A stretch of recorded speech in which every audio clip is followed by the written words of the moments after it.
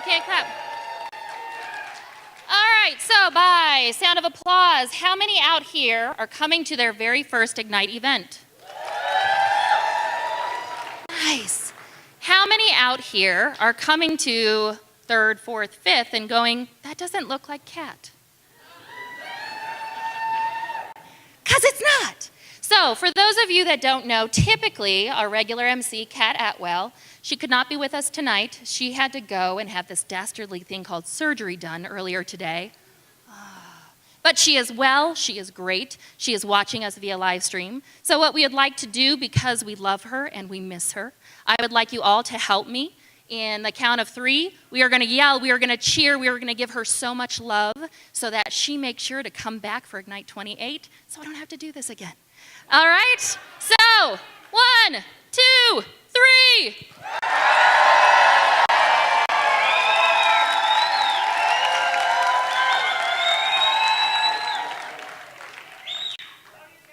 You guys are amazing. Okay, so here's our lineup for tonight. We have 12 fabulous speakers to entertain you and me. Yes. It's going to be a wonderful night. For those of you that have friends at home, definitely let them know they can watch us. They can watch us on our Facebook page via live stream. You can also go to the Ignite Denver website and click it in. Definitely let people know we are here. We want to be heard. It's going to be amazing. Let's see. What else we got here? Look at that. For any of you that have not gotten your food yet, get food. It's fabulous and wonderful. We have hot diggity dogs and scatties. Scatties? I don't know how to pronounce it. But it's wonderful food and enjoy it, eat it up, okay? Let's see what's next. Oh, there's our lineup again. Okay, for our next Ignite Denver 28, which we do hope, Kat, please come back. It's going to be on February 22nd. Get your tickets. You can get them tonight because you are going to be so amazed by everything happening here. You're going to be like, damn straight, okay? Now, with that, children in the room? Anybody? Anybody? Anybody under 18? Oh, thank fucking. So, you might hear some of that adult language tonight. Don't be scared. It's going to be okay. Nobody is going to be out here to cuss just to cuss. It's for fucking emphasis. All right. Yeah, I might throw a whole bunch of inappropriate ones, but that's what I do. These are our organizers. These are the people that put Ignite together. All of us.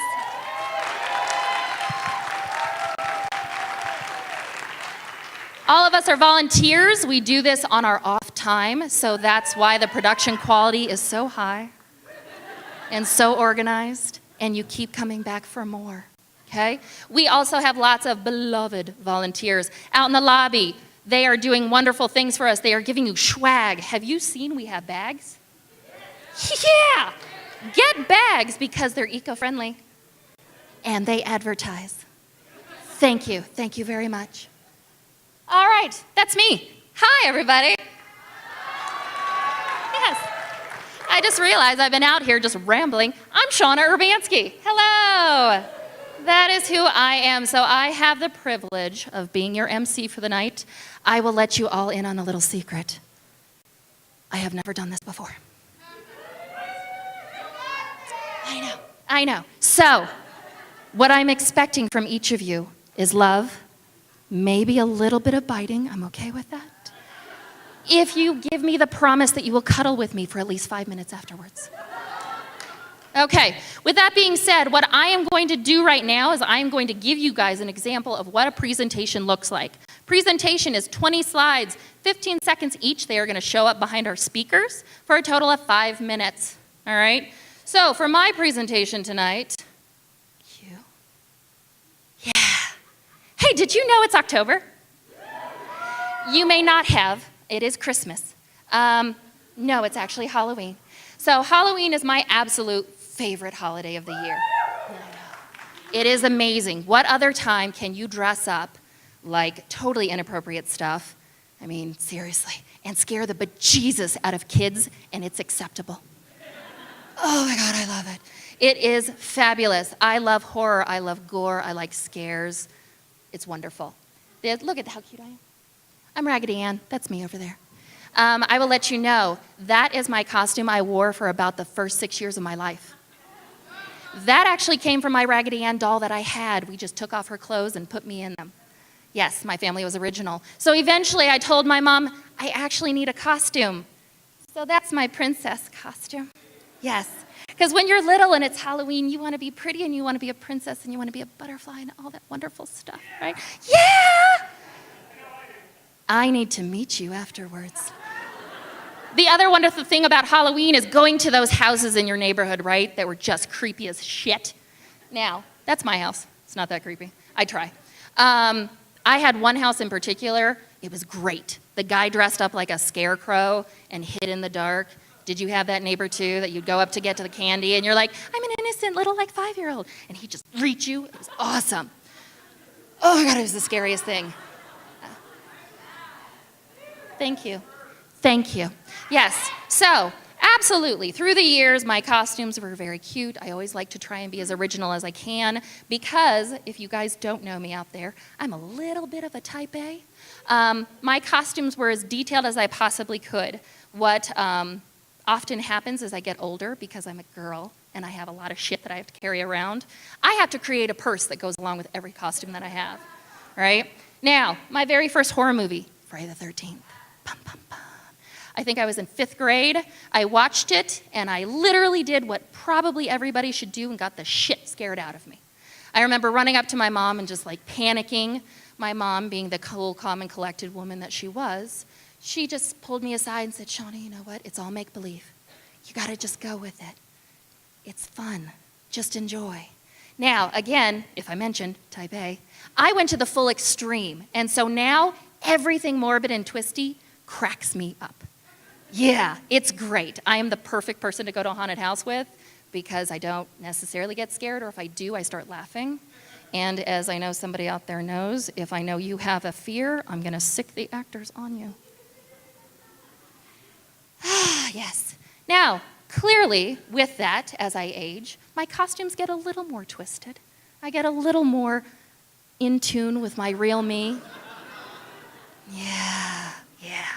Because really, why not? It's the perfect time of year. Again, go out, try and scare everybody around you. What I love to make sure to do is that people don't know me very well. I make sure to show up at a party like, yeah. You didn't know I was that twisted, did you? That's actually Little Red Riding Hood is attacked by the wolf, by the way. Yes, so as you go through Halloween, make sure it is a fun time. It is a fun time to let loose, to have fun, let out your inner drag queen or king or whatever. It's fabulous. I will say, if you have the body, great. If you don't, and that's me, okay? Now, for those of you that have your Halloween traditions, mine are movies. Rocky Horror, you gotta do it. You gotta watch it because seriously, Tim Curry is like, I love him. My other favorite, Killer Clowns from Outer Space. Has anybody seen this movie? Oh, God, I mean, seriously. Cotton candy and popcorn kills you. What's better than that? It's fabulous. Now, I will say, yeah, I did that. Oh, I know. I did it once. I am not that crazy dog owner that dresses up my dogs all the time. But seriously, they're a cat and mouse. Isn't that cute? I know. That only took like 20 pictures to get them to look at me. I mean, basically, for 15 of them, they're just like, I fucking hate you. I am a dog. This is awful. So, as you get prepared for Halloween, as you get ready to have fun and enjoy, scariest picture I could find? Yeah, that's me with no makeup on.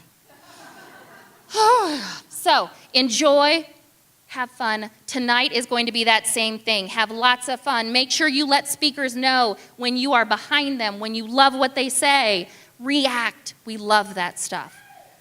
They are going to be nervous, some of them. They are going to be fabulous, though. This is going to be a night that they are never going to forget for a multitude of reasons.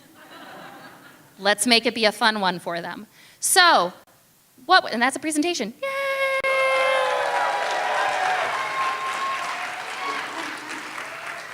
And I totally made it up. Did you tell? I had no idea what I was doing. Now, here's something very exciting for Ignite Denver 27. We have started something new that we will continue from this point forward. We are partnering with a charity in our local community. So, yeah, I know.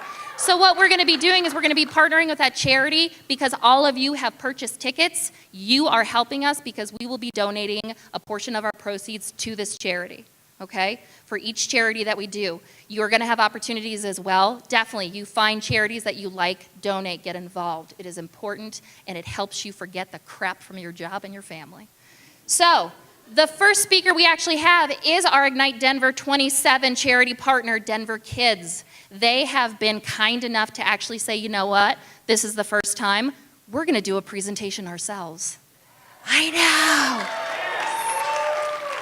So we have Jim Goldbecker and Rosemina Garcia. Give them a hand, folks.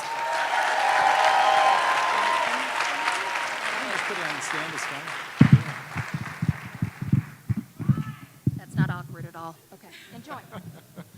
Hello, and welcome. It is fantastic for us to be here as the inaugural first nonprofit to benefit from Ignite Denver. So thank you to Ignite Denver organizers for making this possible.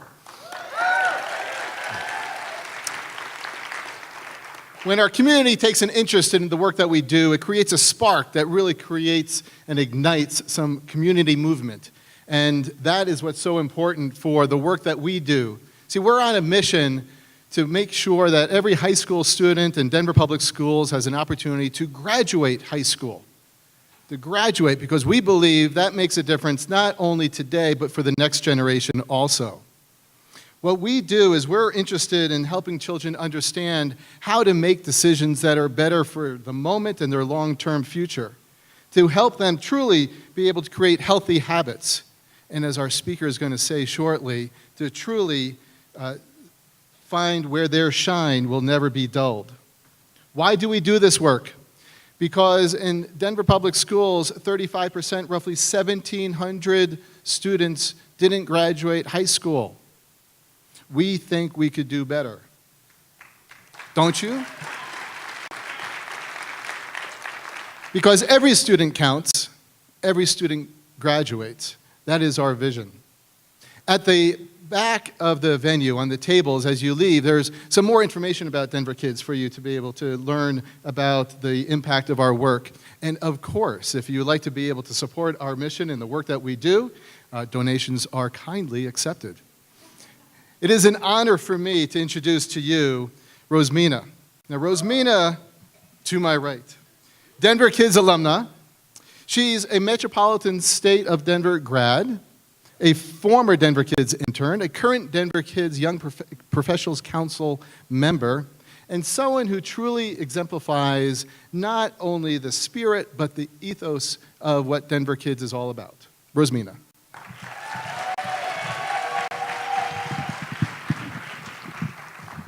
Awkward, just like she said. Hi, everyone.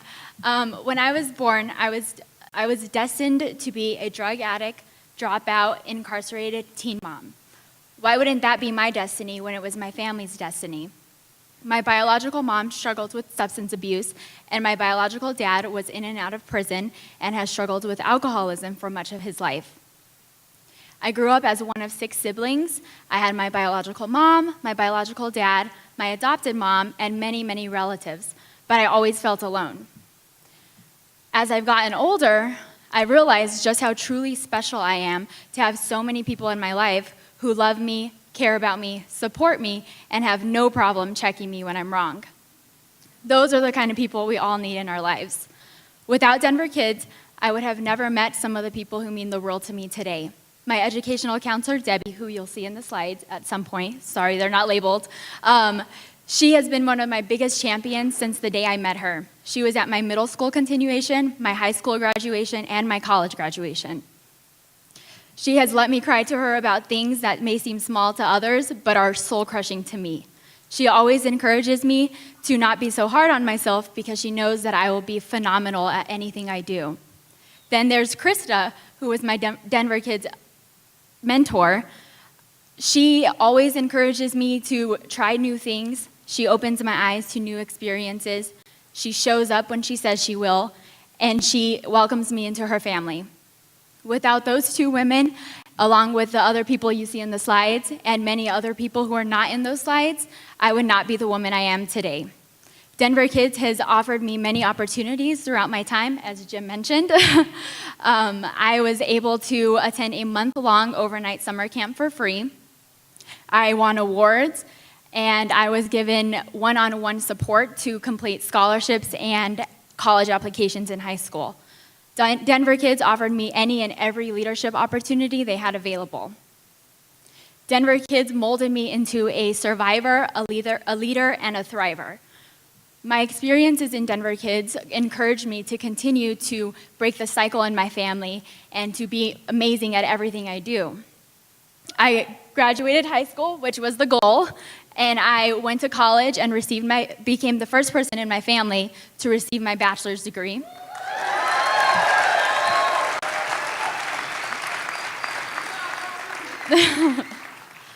I have won awards. I have continued to give back to the community that I've grown up in. I've been a director on 2 boards, along with many other things that I cannot even, I should have brought resumes for you all.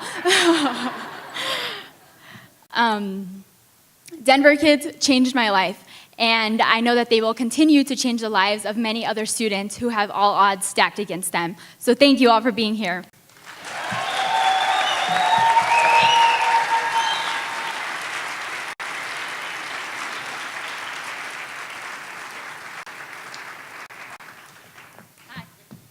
Okay, so as you see behind me, Ignite Denver 28, our partner is going to be the Lung Association of Colorado.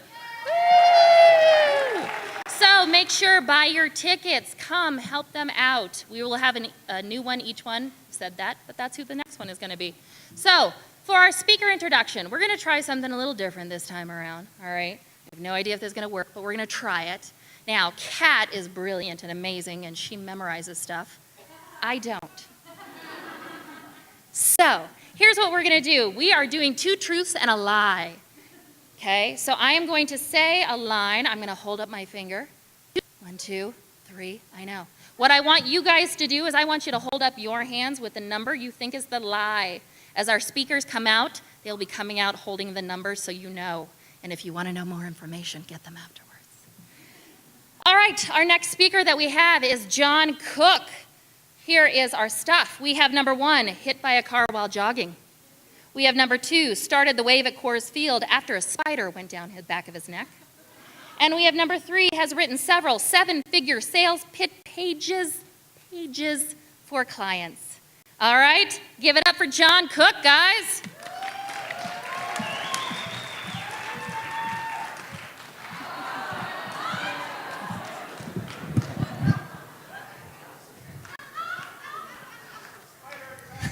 Oh, no. I started studying, I became fascinated with stories at the age of 6. I would ask my dad to tell story after story because he's a great storyteller, and there's something mesmerizing about stories. It made me wonder, what makes a good story great? Think about the last time you heard a great story. It just makes you feel good. It makes you feel at peace because stories remind us of who we are and what we want out of life. I started studying stories about 2 years ago, and it's fascinating to me how we can craft and grow these stories to become amazing masterpieces. In fact, you might have heard it said before that storytelling is an art. And for some of you, you might be thinking, well, that sucks because I'm not exactly artistic. That's okay. Storytelling is an art, but it's also a science. And what have we learned? Science can be hacked. There are 4 base chemicals in our brain that can be activated by certain pictures and stories and experiences. We can turn storytelling into chemistry class by mixing words and phrases to create these emotional responses in the brains of our audience. So who wants to talk about sex? Oh, we're not going to talk about sex. But as soon as I ask that question, your attention's locked in, right? It's because that's the first chemical, which is dopamine. And dopamine focuses on those most important raging interests that we have in our lives. Those things that as soon as we heard the word across the room, it catches our attention. Like someone asking about sex. Did you know that dopamine is the exact same chemical reaction we experience from somebody using cocaine and somebody using social media? Dopamine is what we experience when our phone vibrates or we hear our email alert or our Facebook notification pops up. It's one of the strongest chemicals that our brains could possibly experience. And stories that activate dopamine focus on those burning questions, those pressing problems, those most interesting, burning desires that we have. So our stories about love and romance and success and power and purpose are so inspiring to us. Think about the last time you got an invitation in the mail. Remember that feeling when somebody wants me to be at their special event? That's the second chemical, oxytocin. Oxytocin is a love chemical. It's tied with relationships and being a part of something better and bigger than ourselves. It's what bonds us together to do something extraordinary. It's the chemical and experience of protests and manifestos and declarations of independence. There are ways we can activate oxytocin when we focus on words like community, belonging, and acceptance, and loyalty, and trust. Now, you're probably very familiar with our third chemical, serotonin, because we live in Colorado. Over 300 plus days of sunshine activates serotonin in our bodies and help us fight off depression and anxiety and loneliness and worry. And with serotonin, it also gives us permission to dream about the way things could be, not just the way they are today. Think about Dr. King's famous speech, "I Have a Dream." There's a good chance that his brain was overflowing with serotonin because he was dreaming about the way things could be. We can tell better stories when we focus on those dreams that we want to come true. It's why fairy tales and make-a-wish stories and even TV shows like The Biggest Loser are so inspiring to us, because the world could use more happily ever afters. Now let's talk about the fourth one. When you lace up your shoes to go running, you know you're just going for a run. But after a mile or so, your lizard brain inside says, well, I'm being chased. And so you start running faster, and you get this adrenaline rush, and you keep running, and then you stop, and you get that amazing runner's high that's just really, really appealing. And so that lizard brain reaction and the adrenaline and all of that is connected to endorphins, that fourth chemical. And our brains want to experience endorphins, and they sense adventure and excitement and mystery. So when it comes to putting together stories, we all have these dragons and demons we want to slay in their own forms. So we crave adventure. So what's a quest or a mystery or adventure, something that we can share through our stories? Because if it isn't curious to us, then what's the point? When I write stories, I try to activate and focus on which brain chemical is being activated in my readers' brains. And the goal is not manipulation. But it's to create stories we want to feel, because we'll forget details about a story, but we won't forget how a story made us feel. And if you want to create a story worth sharing and feeling, you need to know what our brains are craving in the first place.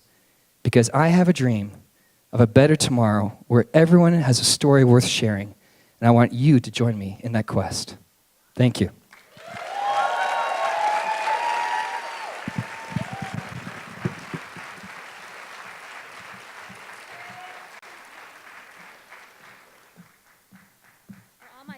Friends watching at home, could you please ping me? I need some dopamine. And for all of you out here, oxytocin me.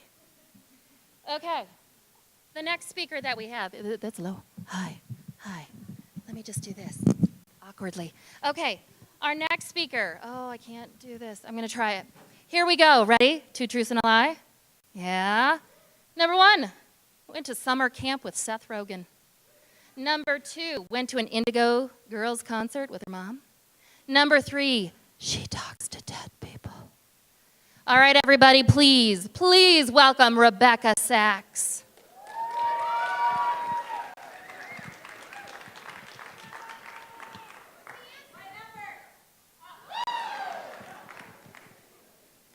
"10 years of marriage is a long time not to know.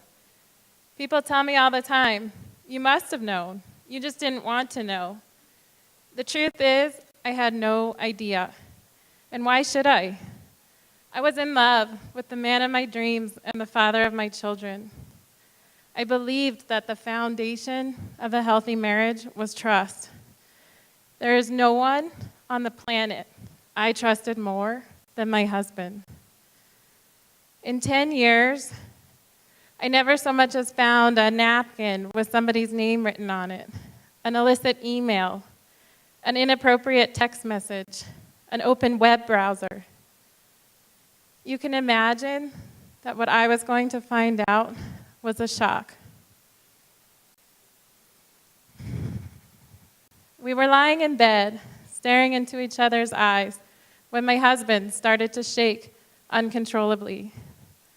I stared at him in silence while he shook for about 10 minutes. He realized in that moment he could no longer live with his lies. That was the beginning of a staggered disclosure that left me learning bits and pieces of the truth.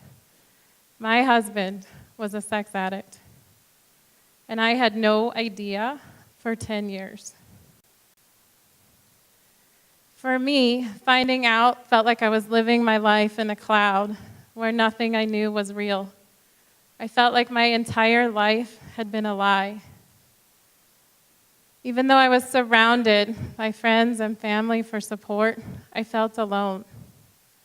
I would go to the park and put a huge smile on my face and pretend like everything was fine, but inside I felt broken and ashamed. At the time, I believed that something was wrong with me. I believed that it was all my fault. If only I had been thinner or prettier or nicer, maybe my husband would never have cheated on me.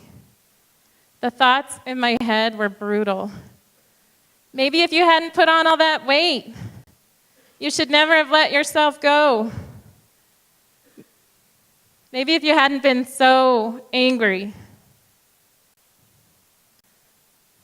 I'm standing in front of you today because I've been able to break free of those brutal thoughts, break free of the hatred I had towards my husband, but more importantly, the hatred I felt towards myself.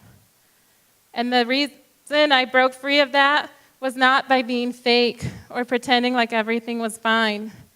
It was by having the courage to feel my difficult emotions, the courage to grieve the life that I thought I had, the life that came to an end. The courage to break the shame of this disease and speak out, ask for real support for the first time in my life. For me, I was forced to look into the mirror and make a decision about whether or not I was worth it, whether or not I was worth fighting for. And in that decision to choose myself, I discovered the resilience I had inside. For the first time in my life, I took risks. I tried new things. I was willing to fall down and get back up again, like being brave enough to get on this stage and be vulnerable.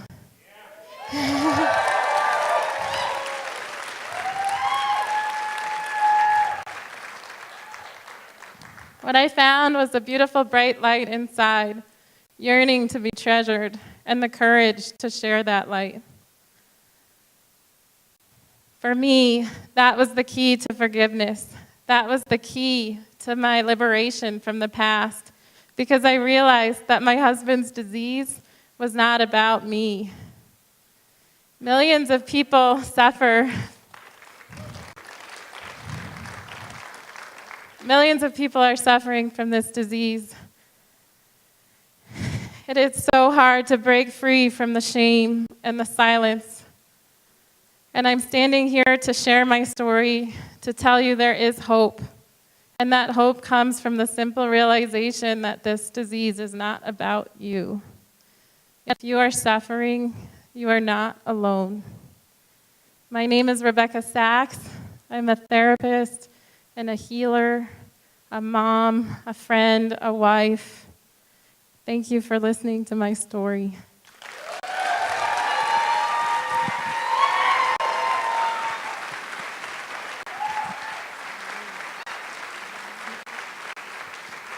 That is bravery, and that is what Ignite Denver is all about. Give her one more hand. That was amazing.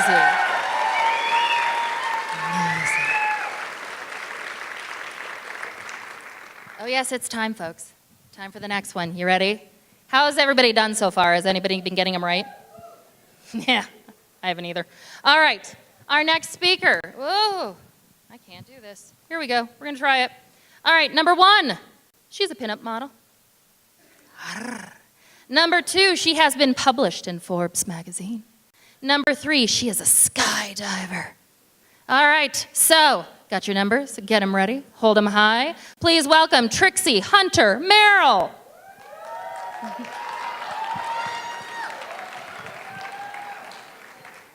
Thank you.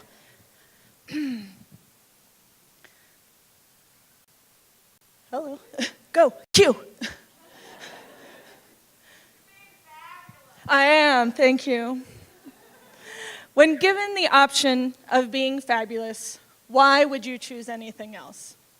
This is my motto, my mantra. Not Maya Angelou, not Theodore Roosevelt, not Brené Brown, though I love her. This is mine. I came up with this because I've been through some hardships in my life.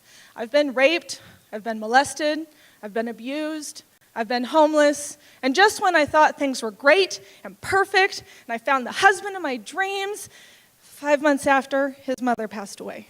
And then, later that year, I got cancer. Just when I thought I couldn't handle it all, I remembered my motto. My motto, when given the option of being fabulous, why would you choose anything else? Because I believe every day we have the choice of choosing that fabulous or to choose the negative. But that isn't the whole embodiment of that motto. Within that, I have the 4 pillars of fabulousness, and I want to share them with you today to hopefully inspire you. Number 1, be brave. Because you have to be brave when dealing with the shit of life. You have to. That's right. Brave, mighty warrior. But being brave isn't about being fearless. We'll get to that later. Being brave is actually moving past that fear. It's being scared of standing on stage and doing it anyway. It's doing those things that you don't want to do, but moving forward. Number 2 of that is to be bold. Because to be brave, you have to be bold. You have to push yourself hard. You have to be strong. You have to be that fighter, and you have to be that warrior. Number 3 is being fearless. Now, some people don't understand the difference between the two. Being brave is moving past that fear. Being fearless is what I like to call the Indiana Jones theory. And that's when he stepped outside on that ledge. And he didn't know if that was there or not, but he had faith that it was going to be there because he was fearless. Because we all know Indiana Jones is fearless, right? It's taking leaps. It's doing these things that you don't want to do, but that you know you got to do it to move past that fear. Later this year, I'm going to go skydiving. I'm going to do the indoor kind, though, because I'm not crazy. But I'm going to do all the great things. I'm going to go zip lining, and my husband and I are planning a trip to France and Holland, and we're going to do all these great things. And you know what? We will do them because I'm going to conquer all those fears just like I am today. Now, my 4th one is being fabulous, of course. Now, some people say to me, yeah, but that's you. You can be fabulous. You're audacious, and you're ostentatious, and you wear crazy clothes like you're a kindergartner. That's okay. But that's my version of being fabulous. That may not be yours, because my sister's version of fabulous is cuddling up in her flannel and just sitting back and hanging out on the farm and just enjoying life. My other friend's version of being fabulous is that quiet person off in the corner that you think is not really paying attention. Oh, they are. Watch out. They're being fabulous because they're watching every single one of you, and they're watching what your life is like, and they're learning about you. Now, I want you to think about that, because I believe that each one of us has an inherent gift of fabulousness inside of us. Each one of us has that uniqueness that makes us, that makes us the person we are. And we can bring that out, and it is going to help us to not only live our life, to be brave, to be bold, to be fearless, and be the fabulousness that we can be, but to be real and raw and true and authentic to the person that you are. Just like they say in business, stay true to the brand. Well, I don't want you to change. I want you to stay true to yourself. I want you to reach down deep and see what that is. because the art of being fabulous is in each and every one of you. And I want and I hope that you go away today thinking about those 4 pillars, and you think about my mantra: when given the option of being fabulous, why, oh why, would you choose anything else? Thank you.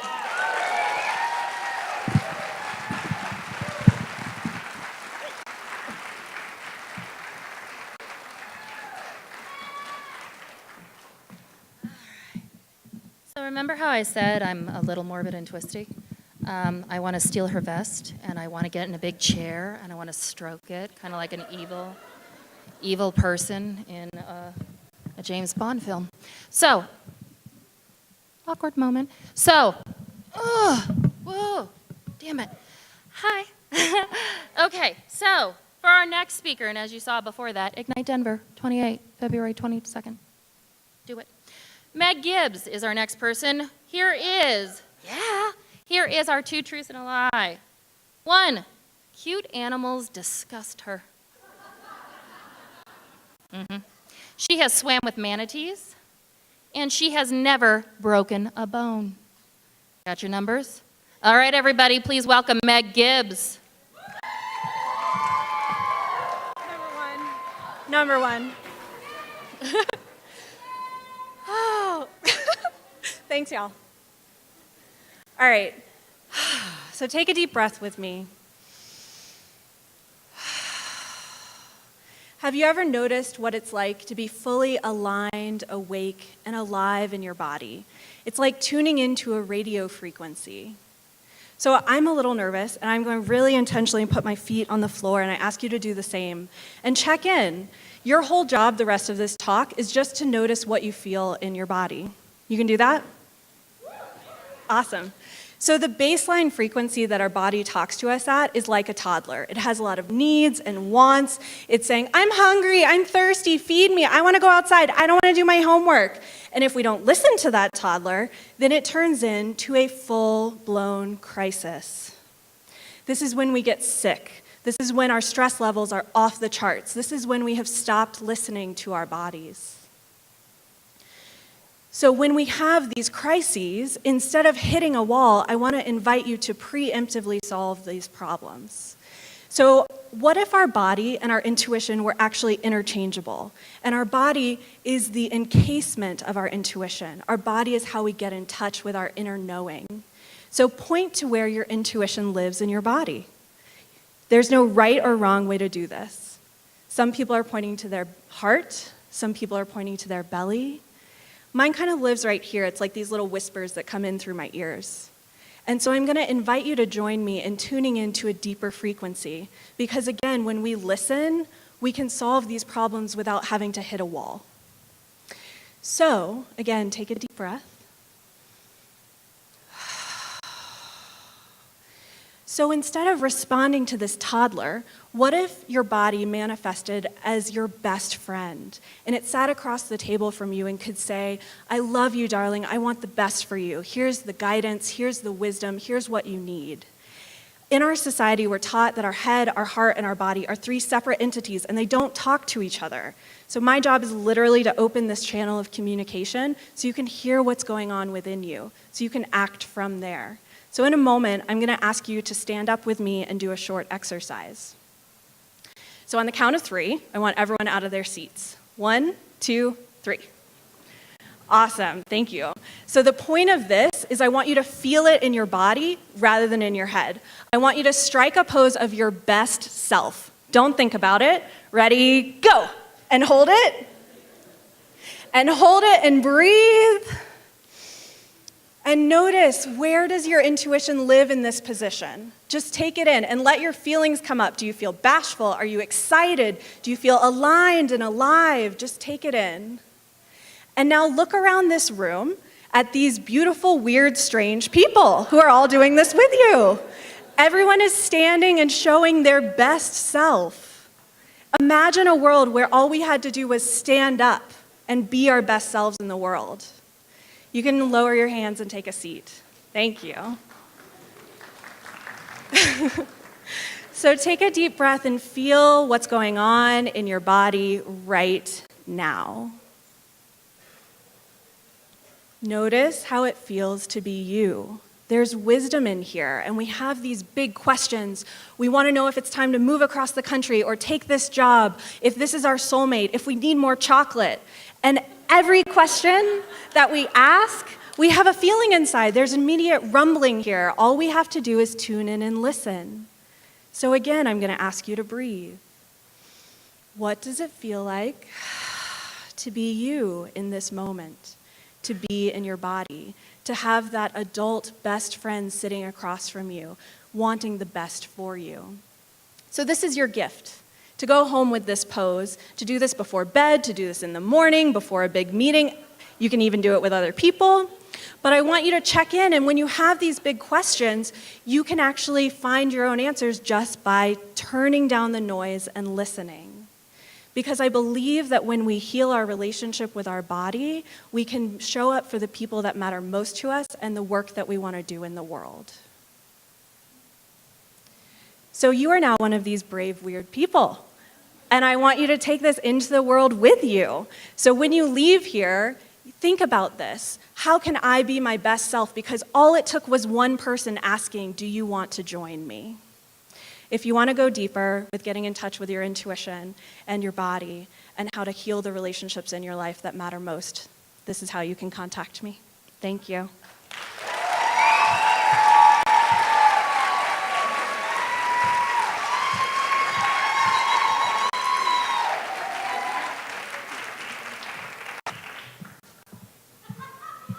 So, backstage, I was hoping that my confident pose was something like this. No, it's more kind of like this. But it's still just as confident. I call it my superhero pose. Okay, so our next one. You guys ready? Are we having fun? You guys sound like you're having fun, and I like that a lot. I like noise. So, here we got. Once met John Cusack in the airport. Number 2, in 6th grade, she wanted to be a truck driver. Yeah. Number 3, she loves The Walking Dead. So please give it up for Aimee van Ausdall.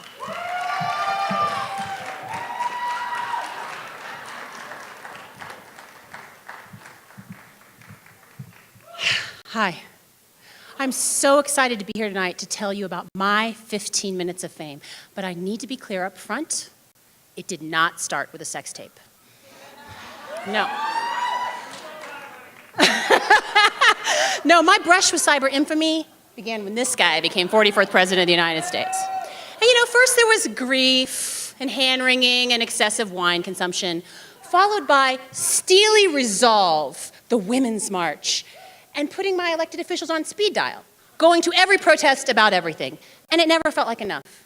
Who was I in the face of this tsunami of executive orders and mustache-twirling cabinet appointees, right? I was sitting there one day, looking at my fear-filled Facebook feed, the news, feeling so bad, and I had a thought, and I decided to put it on Facebook.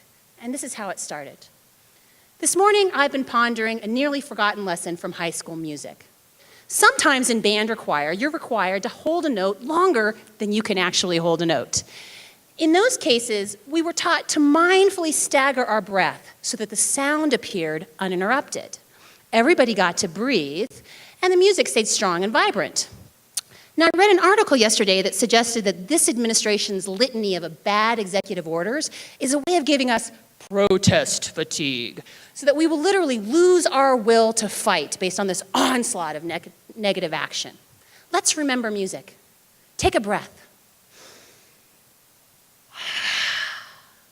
The rest of the band will play, the rest of the chorus will sing. Together, we can create a very beautiful song for a very, very long time. And you don't have to do it all, but you do have to add your voice to the song.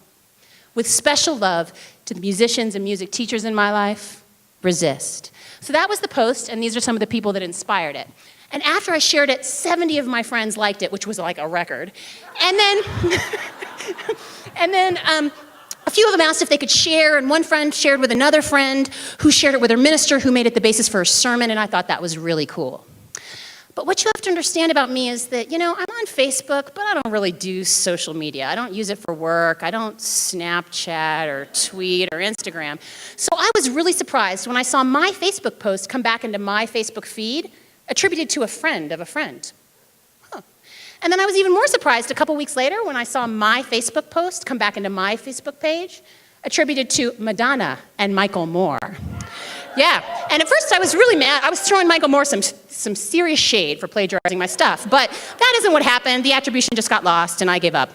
But 2 purveyors of truth did not give up. A Canadian librarian named Tim and an American X News reporter tracked me down. And the reporter told me that my post had jumped over to Twitter and had been retweeted thousands of times. And he wrote a little article about me that boosted the post even further. And as part of the research for this talk, I actually went out looking for it, and I found it reposted on over 300 websites and translated into French, Spanish, and Italian. Yeah. And still attributed to Michael Moore. Yeah. So why did the post of a middle-aged white woman who's never made a sex tape, as far as you know, go viral? I think that there are 3 reasons, and I think that these are universal things that you could take whenever you want to create a spark. And the first one is this idea of community, right? We got the band, we got the choir, we're all in this together. We're all responsible for the music and the outcome, right? In an age of divisiveness, the idea of togetherness and community is really powerful. And there's a corollary to that. If we have a shared sort of source, we also have a shared responsibility, right? So the music metaphor is a call to action, and you can take a break, but it isn't a permanent hallway pass for a busy life, Bernie didn't win, or I'm just freaked out. I mean, you can't keep doing that. We're relying on you. Get back in there. And the last thing is positivity.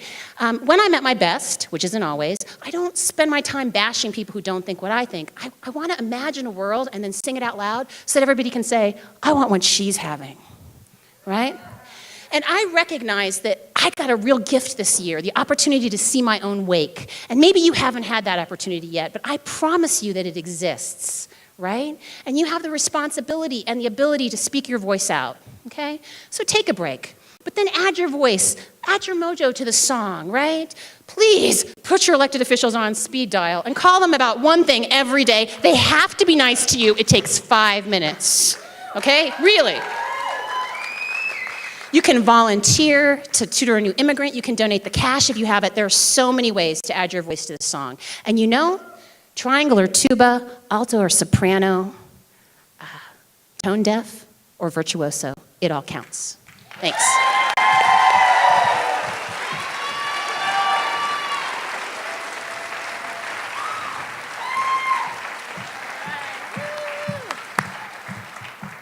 Hey, guess what, everybody? We've made it to the half mark. Before I let you all go and enjoy everything else, I feel like a rock star right now.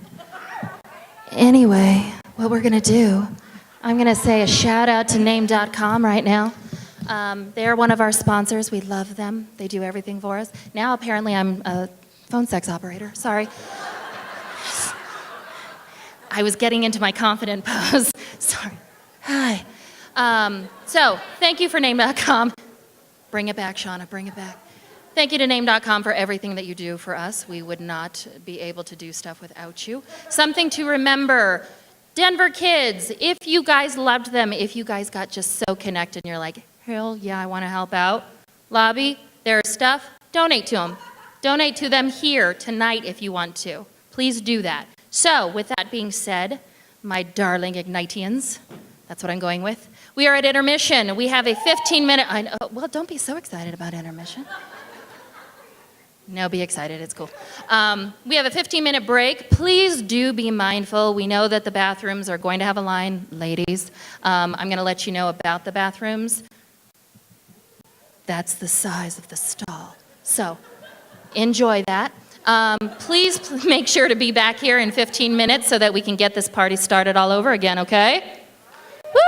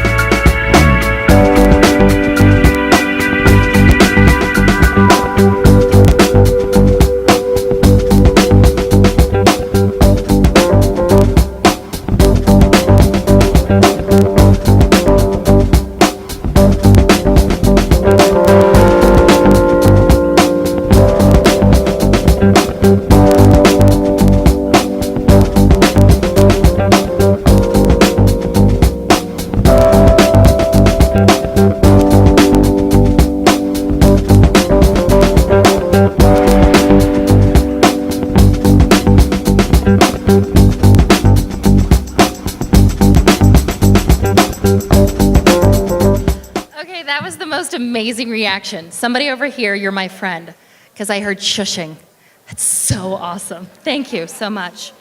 Okay, class, when my hand is raised, your mouths go closed. Did anybody else get that when they were little? All right, welcome back. Who's ready to start the second half? Who has just enjoyed the fuck out of the show so far? Yes. Again, cussing for emphasis. All right, so we are going to start our second half now. We're going to get this party started. What we're going to start with, what do my cards mean? Oh yeah, 2 truths and a lie again. Here we go. Oh wait, no, I don't want to do that yet. Hey, did you guys know that Ignite 22 is happening on February 22nd? Or no, that's wrong. Ignite 28 is happening February 22nd. What's up? I got confident and cocky, people. Okay.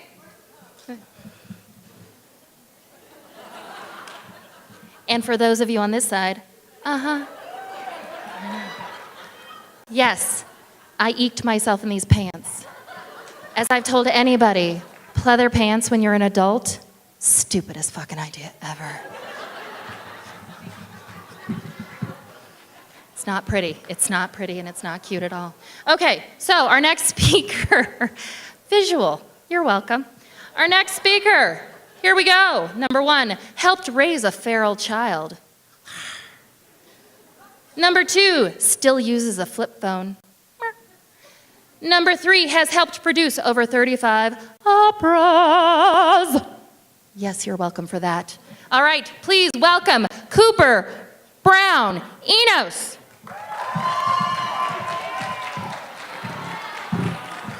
He was an adult by the time I got to him.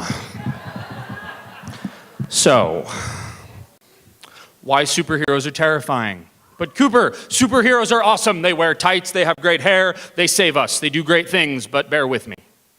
When we peel back the layers, when we boil it down, superheroes get really, really scary. And when I'm talking about superheroes, I'm talking about the big houses, Marvel and DC, the comic book industry, and the big movie houses. And when I say superheroes, what most of you immediately come to mind is Batman. We love Batman. He is the #1 superhero in the United States. He's awesome. He's the darkness. He's the bat. He's justice. He's the man that does what we all wish we could do, and what he does, though, is punch crime into submission. But when we peel that back a little bit, what we get is a billionaire who inherited all of his money from his dead parents, who was raised by his butler, and he puts on a mask, and he goes out into Gotham City, and he punches crime into submission, and emotionally he punches this guy, the Joker, who doesn't go to prison. He goes to Arkham Asylum, where ostensibly he is attempted to be cured, because the vast majority of Batman's villains are mentally handicapped. Batman is these guys. Yes, really. Batman is a privileged white man that puts a mask on. He goes out into his community to use extrajudicial violence against the vulnerable members of the community to make his world safe. This is the birth of a nation. 1915, the blockbuster of the year. It was a superhero movie. They were saving America. And then there's this guy, Iron Man, who also inherited billions of dollars from his father's armament company.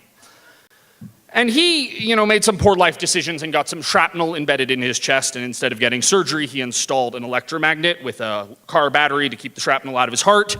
But the car battery was heavy, so he invented the mini palladium arc reactor, clean energy the size of my 2 fists, and he uses it to make a suit that violates all FAA regulations, carries weaponry that violates the Geneva Conventions, and is powered by the thing that could solve the climate change problem. Clean energy the size of my fists. No more climate change arguments, no more solar arguments, no more wind arguments. We all just have to buy the thing from Stark Industries. But he doesn't even monetize it. This is Ayn Rand's wet dream. Batman, Iron Man, billionaires saving us from ourselves with the God-given sense billionaires get from being billionaires, right? And then, okay, enough with these guys. We get Superman, right? What could that square jaw do wrong, really? He's a god. He can reverse time by going around the world fast enough. He flies. He has super strength. He can see through walls. And we're really, really lucky he crash landed in Kansas instead of, say, the Soviet Union or North Korea. He's an American, a God-fearing American. And it would be great if he could come to the logical conclusion of his story. Because the end of the first Superman comic should just be there was peace on Earth. We've got these hurricane problems. He just breathes really deeply and blows them back out to sea. We've got the earthquake in Mexico, and he just sees through the rubble and pulls people out. But we let people be who they want to be, and who he wants to be is a journalist. And he's the worst fucking investigative journalist on the planet.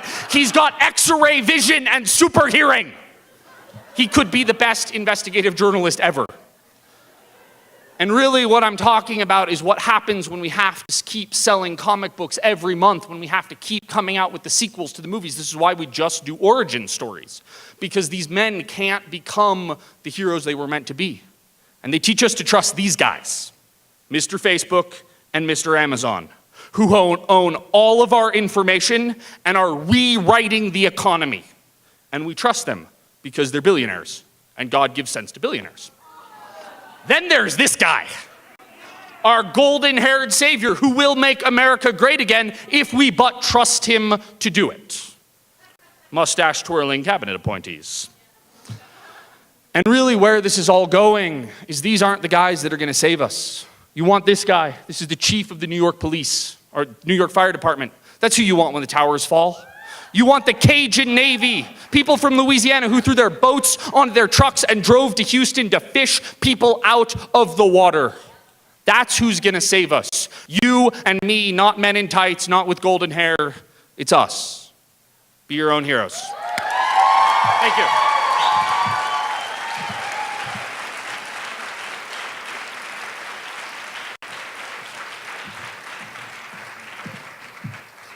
Holy shit. What's up, people? I'm even wearing heels. That's sad. Okay.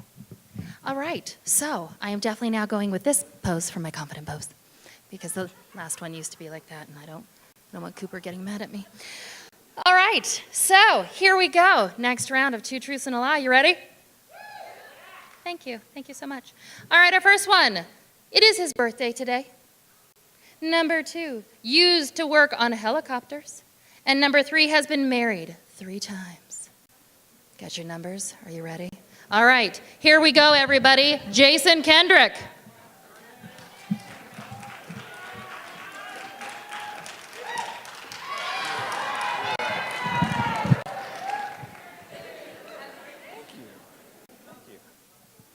So, do you guys mind if we get real for a little bit? Thank you. So I want you to think about this world that we live in. Where is the richest place on the planet?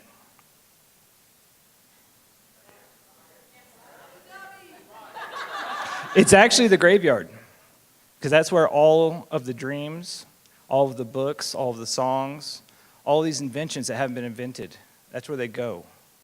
Because we're too busy trying to fit in.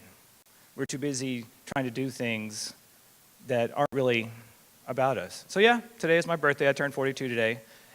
Thank you. Thank you very much. I didn't do that for applause. I really kind of did it to show you why I'm thinking about this shit. Because something about 40.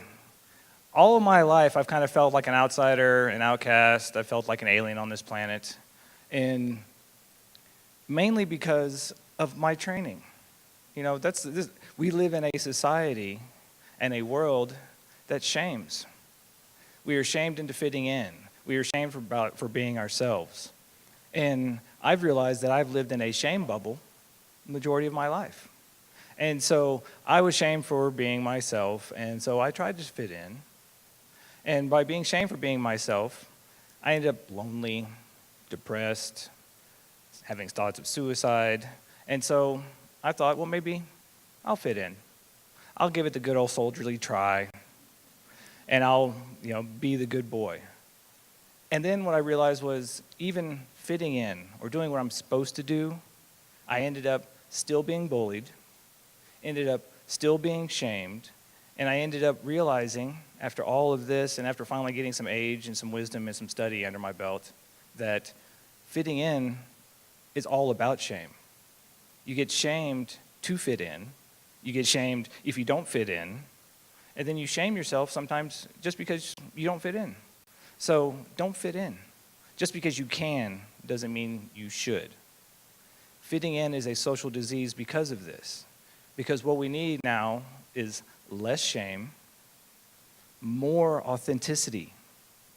Have you guys caught a theme tonight? We need to be more ourselves, and more ourselves with everybody. It's time for us to get rid of shame and bring back love and belonging and connection. We all want to fit in because we want belonging. Belonging is the reason we try to fit in, but fitting in is actually the antithesis of belonging. It is literally negates all belonging. So, fitting in, no good. Belonging, good. That's it. That's basically my talk right there. But it starts with us. It starts here. Thank you, Meg. It starts here. So we were all meant to stand out. None of us are meant to fit in, and there's a reason. Nature is not stupid. Every one of us has a genius inside of us that is waiting to come out. That genius needs to come out. We all need to shine our light. Shine your light for everyone to see, because the more you shine your light, you will actually find those people you actually belong with. And I know that's one of the things why I do this, why I'm standing up here, because I'm looking for my people. When you find your people, you play your role.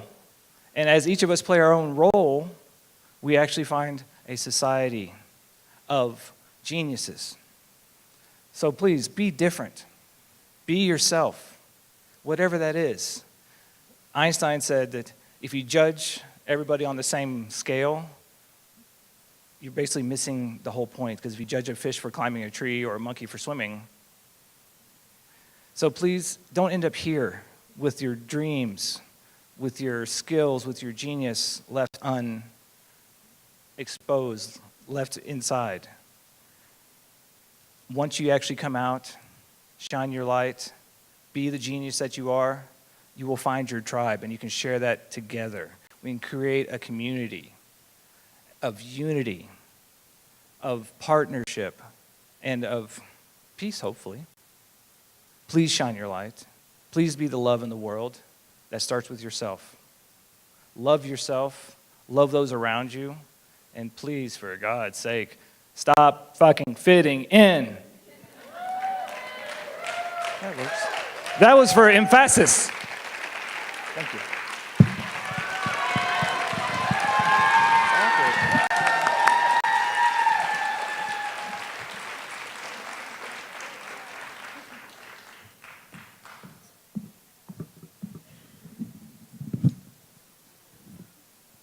Hi. I've officially decided I'm not fitting in with any of you.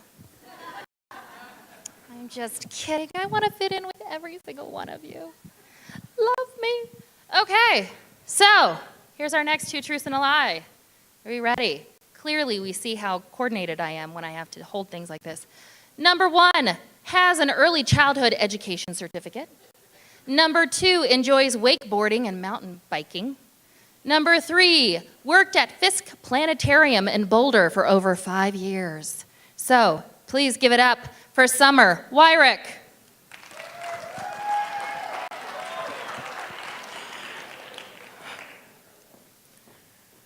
A year and a half ago, I started a remote company with 2 of my friends. Sorry, I'm really nervous. Okay. We've learned a lot over the last year and a half, and I'm here to share with you what we've learned so that you can fast track your team's success. It's important for you to know why I got into working remotely. A brief backstory is that I used to be a professional snowboarder. I had the time of my life traveling across the country and enjoying my time on the mountain with other professional skiers and snowboarders. It didn't exactly pay all the bills. So I had to resort to working multiple part-time jobs, and I had to be very meticulous about my schedule. Most of these part-time jobs were in the event space. So very quickly, I became an expert in events. I had experience working different kinds of events, collaborating with all types of people across the country, and I also had the chance to snowboard all day long and freshen up to work events. So this expertise in events led me to do what I'm doing today. I'm the director of events for a company that is 100% remote 99% of the time. We are spread across the country, from New Jersey to Atlanta to here in Colorado.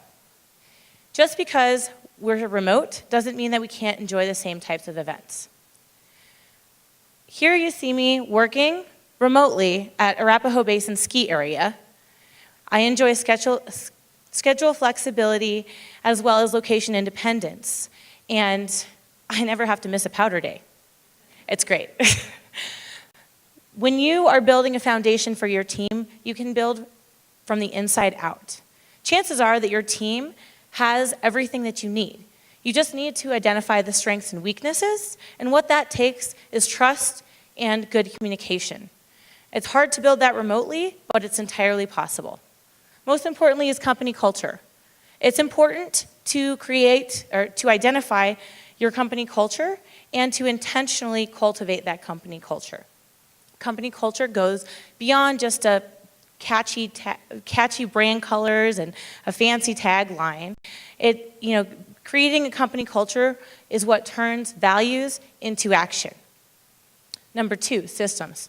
This is the one that I've had a hard time with because I'm really go with the flow, spontaneous type. But what I've learned recently is that systems help you to do things more efficiently. They help you to take care of things. You know, when you look at your team members, you see who is best at a certain thing. Figure out what they're doing and have this person teach the entire team what they know. Create systems out of that, and you'll save your whole team a whole lot of time, and you'll create more time to do other things. Tech essentials. Find out what tech is best for your team, and watch out for shiny object syndrome. Don't just choose tech to choose more tech. Choose tech to make your team more effective.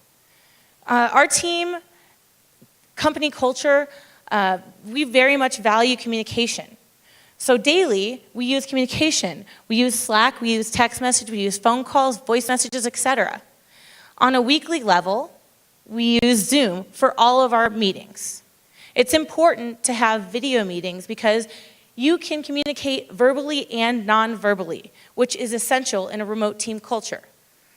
Also, on a biannual level, we do retreats. It's important to get that in-person communication.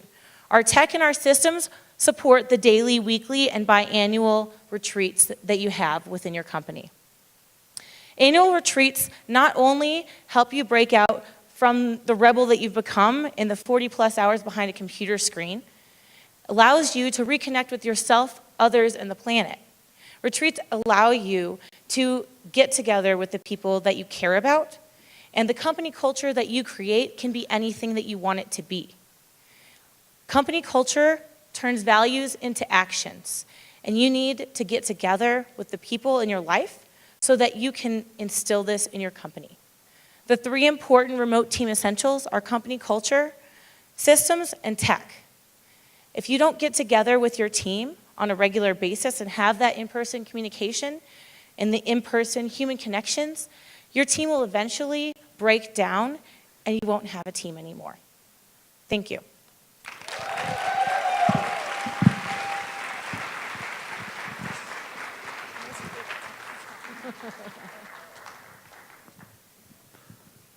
Hi again. That just felt so cool, sorry. If any of you haven't tried the Yum Punch, get some frickin' Yum Punch, it's so good. Okay, Yum Punch. All right, just hang out while I awkwardly move things around for a moment, would you? Okay, she's taller. I'm gonna try and do this. Okay, for our next, oh no, that's awkward. Okay, for our next speaker, 2 truths and a lie, you ready, y'all? Yeah. All right, number 1. Oh, there's a lot of words. Has uncanny hand. Oh no, I'm gonna try that again.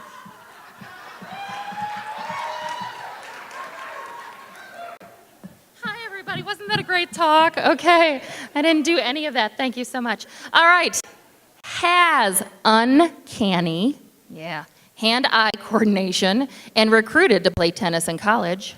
Number 2, her spirit man is the elusive, muscular hipster.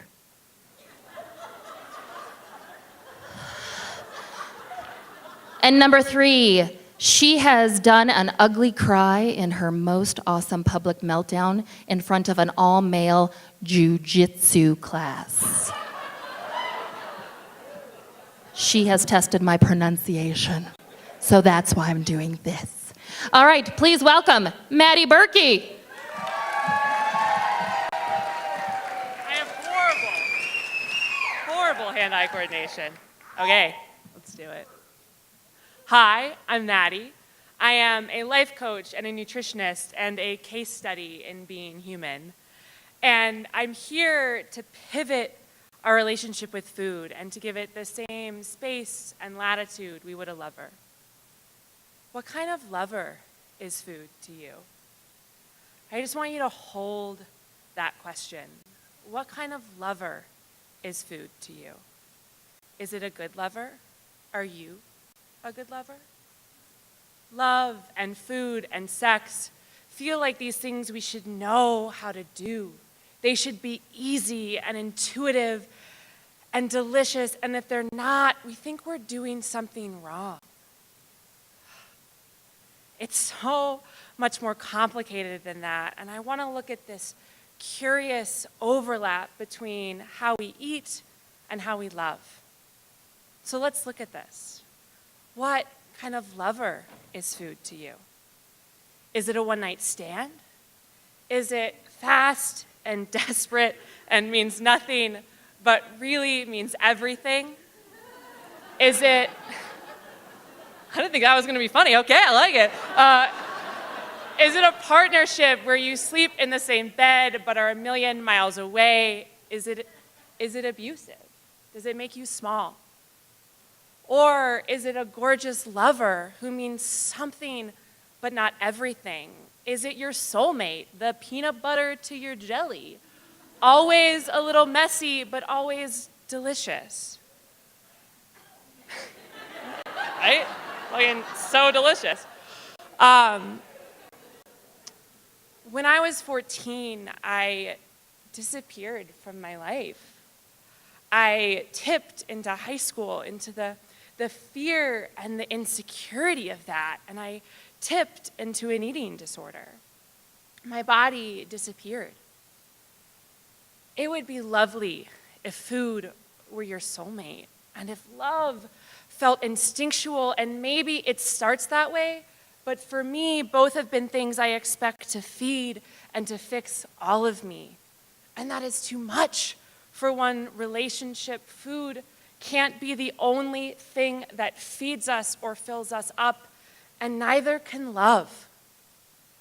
So one of my favorite mottos is, don't be an asshole,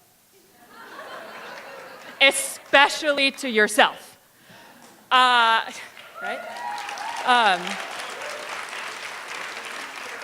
And this is really huge with food and a body. And I've also had to learn and relearn that it's not a partner's job to fix me or to make me enough, that is too much for one relationship. And we get to be in relationship with food. We miss that in trying to get it to fit a formula. And mine, and possibly most women, possibly most people in this room, has been threaded with restraint and withholding and with fitting into something as small as thinness. But food is love. It's how we tell our bodies that they're safe and that we have their back. And so what happens when love is based in restraint? Diets are cock-blocking our ability. To receive love and pleasure, because love and pleasure are indulgent, and that's okay. We just haven't trained for that.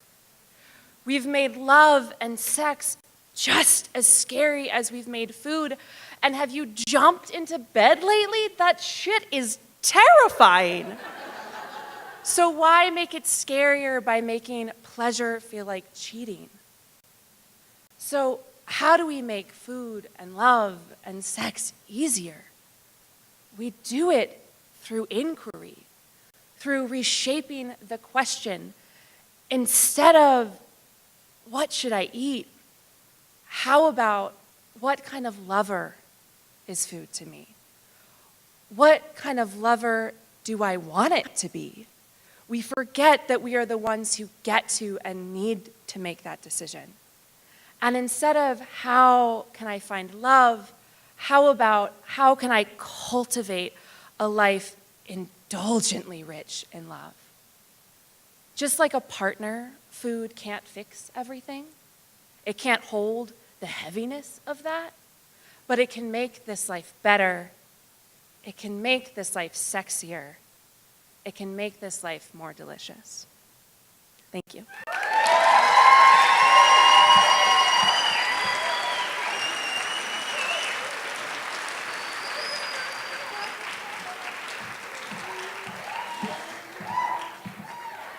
I would officially like to proclaim that I am never going to cock block myself again.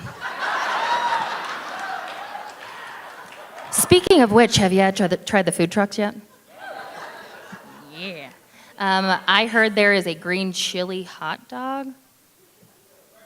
Breakfast burrito, thank you. Oh my God. Okay. I'm going to focus not on food, but on our next speaker, okay? So, lots of words on this one too. I'm going to try my best. Number 1, went on a solo trip to Cuba and had a third of her money stolen. Number 2, did an American Institute for Avalanche Research and Education Level 1 certification training over Valentine's weekend. And number 3, has a room dedicated to storing 8 bikes. Get your numbers up. Oh, her name. Her name is Leyla Eraybar.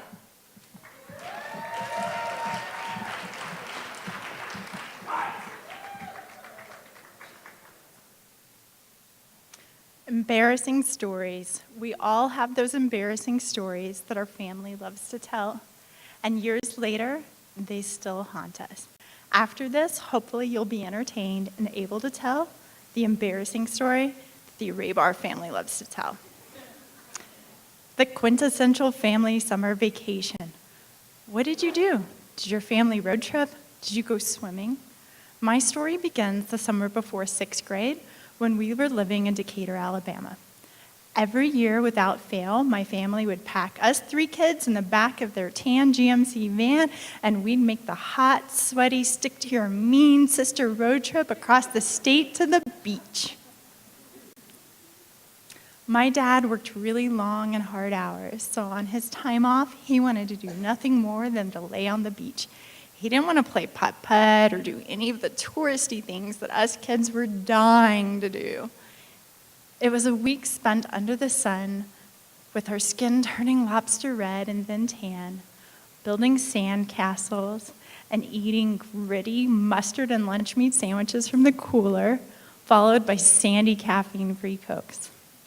One of the things my dad liked to do to break up the monotony was to go to a really nice restaurant. My dad was a foodie before that was a word. And out of this, he raised a couple of foodie kids. Let me set the scene for you. It's 6 o'clock at night, and we arrive at this marina, and above the marina is this restaurant with spectacular waterfront views. This is no ordinary marina. At this marina, there is nothing less than yacht stock there. I'm talking yachts bigger than most people's homes. And who owns this restaurant? Well, none other than the celebrity chef Paul Prudhomme. He's famous for his spice seasonings, cookbooks, restaurants, and television appearances. And for my dad, this was like going to the Super Bowl. So you can imagine this is a really crowded, famous spot. And it takes an incredibly long time for us to get a table. Around 8 o'clock at night, we're finally seated. Around 9 o'clock, they take our order. At 9:30, we still haven't eaten. My brother, sister, and I are doing everything we can with heads nodding to fight off sleep. We've had a long day of playing in the sun. We're tired and we're hungry. And then all of a sudden, I seem to notice something. I'm leaning, and I can't figure out what's happening. So I run through my mental checklist. Am I sleeping? I don't know. Am I dreaming? Wait, am I dreaming? Am I clothed? Am I naked? Do I have clothes on? What's happening here? And the next thing I know, I find myself going, ah! But not too loudly. This is a nice restaurant after all. So my right shoulder and right side of my body makes contact with the floor, which is followed by incredible laughter. All these diners were drunk. They've been waiting forever for their food. I'm so embarrassed. I am looking for my chair. And someone comes running over, and they try to right my chair, and the leg of my chair is just broken in half. The chair won't stand up, and there's no chair. So finally, someone brings over a chair, and I sit down. And the last cry of, "Hey, little girl, do that fancy trick again," finally stops. You know, it's funnier the 50th time. So what does my family do? No, they don't ask, "Are you okay?" My family laughs and laughs, and they cry as they laugh, and finally they say to me, "Hey, Leyla, why didn't you just jump up when you felt yourself going over?" And I made myself small, and I said to them, "I thought I was dreaming, and I was trying to make sure that I had clothes on." So that's the story my family loves to tell about how I broke the chair at Chef Prudhomme's restaurant. And for the foodies and the sports fans alike, what was it like? Well, it wasn't worth the prices. It wasn't worth that wait. And for my poor foodie dad, it was like the Broncos losing the Super Bowl. Thank you.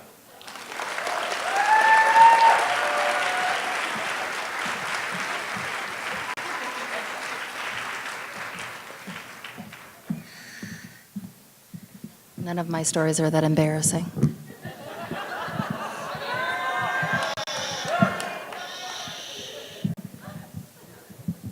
I am totally a perfect example of elegance at all times. All right, it's our last speaker of the night, folks. Oh, I know. Don't you want this night to go on forever and ever and ever? Sorry, it's October, it's Halloween. So I decided for our last one, look at this. Yoink. Oh, yeah. I know. I want to give you guys something to really think about as you're going home and going, what was Ignite about? Shauna did this a lot. And she pulled a Post-it note out of her cleavage. All right, our last one. I'm going to try and hide the fact that I have writing on the back of this one too. Here's a lot of words as well. Enjoy. Number 1, born and raised in New Orleans, she is the black sheep of her family because she is a vegetarian. Number 2, as a child, she sewed clothes for her Winnie the Pooh bear. Yes. And number 3, she is a nationally ranked stand-up paddleboard racer. Get your numbers up, folks. And please welcome our last speaker of the evening, Stephanie Bruno.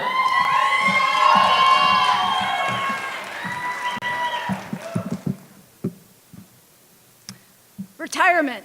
Twice as much husband on half as much money. Or maybe you've heard, goodbye tension, hello pension. Or if you're really pessimistic, retirement, when you quit working just before your heart does. What do you think about when you think about retirement? Do you think about this guy? He's on a hammock, he's relaxing, talking to his grandkids on his cell phone. Or maybe it's this woman. She didn't save enough for retirement, so she's on the street. Do you know this woman? Are you related to this woman? Are you afraid of becoming this woman? What do you think about in retirement? Do you think about working? Here's our world's oldest barista. He's trying to make us think he's happy as pie to be working, but we know he wants to tell us what we can do with our skinny caramel double shot no whip latte. But really, what do you think about when you think about retirement? What's that picture that comes to mind? I know you've thought about it. Maybe you've even dreamed about it. What is it that is retirement for you? What most people think about is the money. And yes, you will need money to retire. And by the way, 81% of you don't know how much you're going to need. So from here on over, you don't know how much you need for retirement. You folks are okay, though. I've been a financial planner for 20 years, and I can tell you that retirement is about way more than money. It used to be that we retired at 65, and we died 10 years later. Now we're going to live in retirement for 30 years. That's a third of your life. Now you 20 and 30-something-year-olds, don't go tuning me out saying, gosh, we're almost done here. This doesn't apply to me, because it does. And if you give me just 3 more minutes, I will change your life. Or at least I'll buy you a beer afterwards. So what are the things that make your life great today? You've got career, friends, family, pets, all kind of great stuff going on, and you're interacting with people. Well, what makes you think that retirement is any different? In fact, retirement can be like a second adolescence, but without the acne. Remember your first adolescence? You were pushing boundaries, getting into trouble, engaging in new relationships, maybe even with yourself.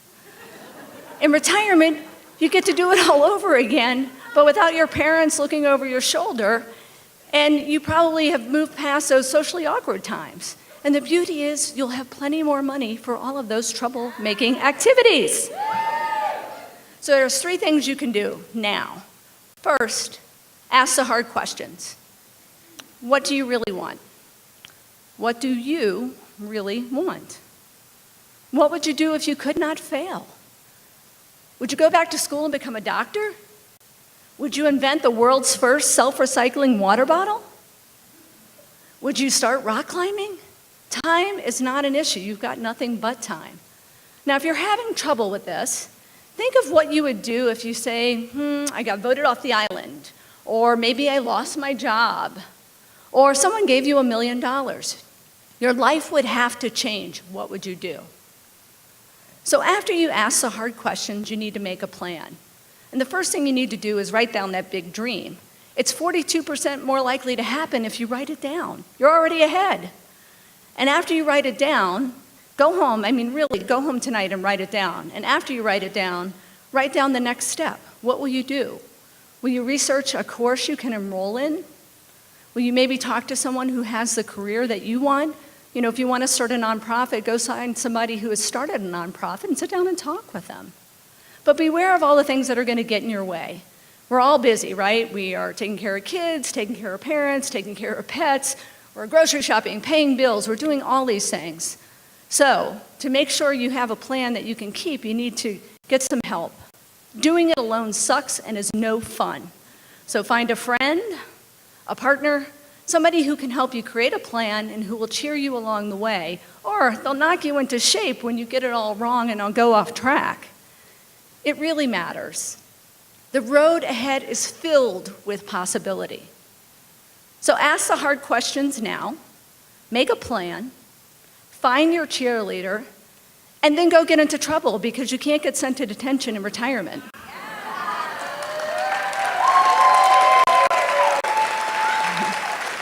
Retirement, it ain't what it used to be.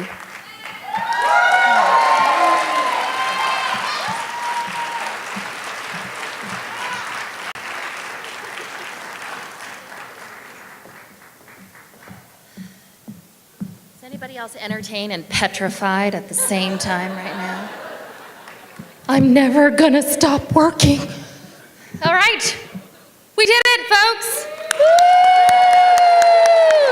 Thank you so much for coming, guys. It was such a wonderful event. We hope you enjoyed it. For those of you newbies, you virgins, did you have a good time? Oh, good. So glad to hear that. Please come back, see us in February, back here. Tell your friends, tell your family, get their asses in the seats. Again, the more tickets we sell, the more we get to donate to the Lung Association. I'm really close, sorry. Thank you all. Woo! Speakers, before you go, please come see me. This way. I feel like I'm still supposed to be talking. Sorry, yay!